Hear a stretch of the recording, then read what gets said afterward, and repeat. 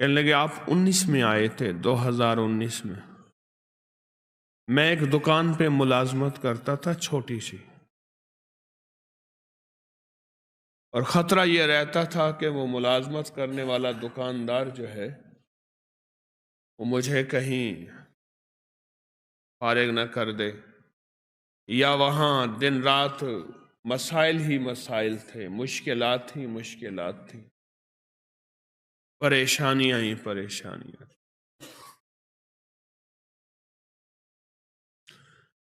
آپ نے مجھے دو چیزیں بتائی تھیں، ایک 129 بار سورۃ کوثر،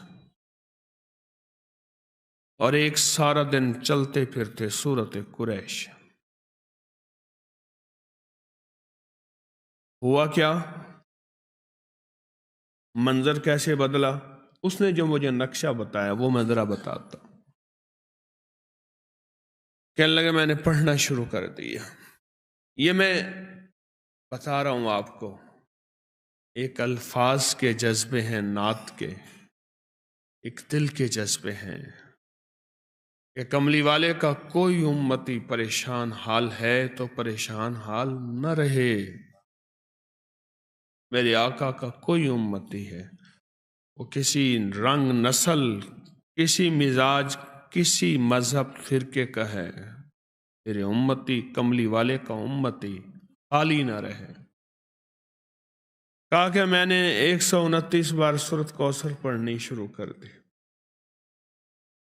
اور جذبے کے ساتھ سورۃ قریش پڑھنی شروع کر دی۔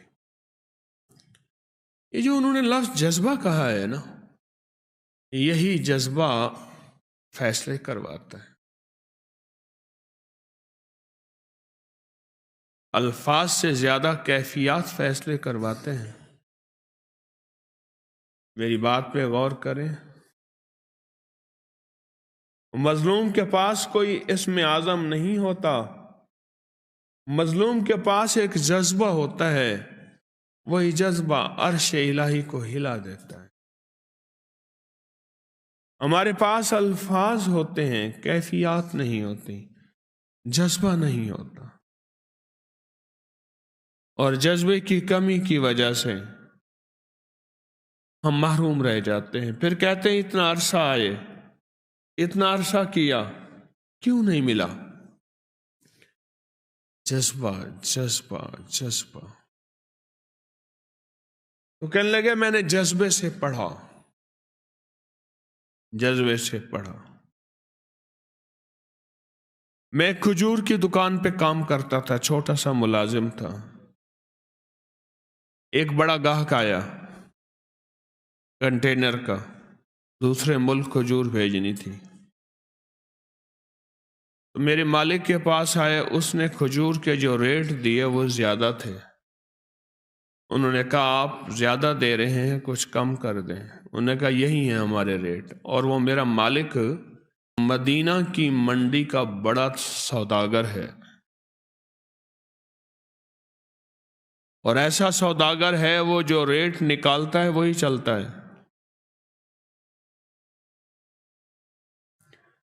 کہا کہ انہوں نے مجھ سے رابطہ کیا، میرے رابطے تھے چونکہ اور تاجروں سے، میں نے کم ریٹ پہ وہی چیز ان کو دے دی، کنٹینر بھر کے بھیج دیا، اور مجھے اتنا بچ گیا۔ کہا کہ وہ سب سے پہلا تحفہ تھا 129 بار سورۃ کوثر اور سورۃ قریش کا۔ 19 گیا، 20 گیا، 21 گیا، اب 22 بھی گیا، آج میں خود تاجر ہوں۔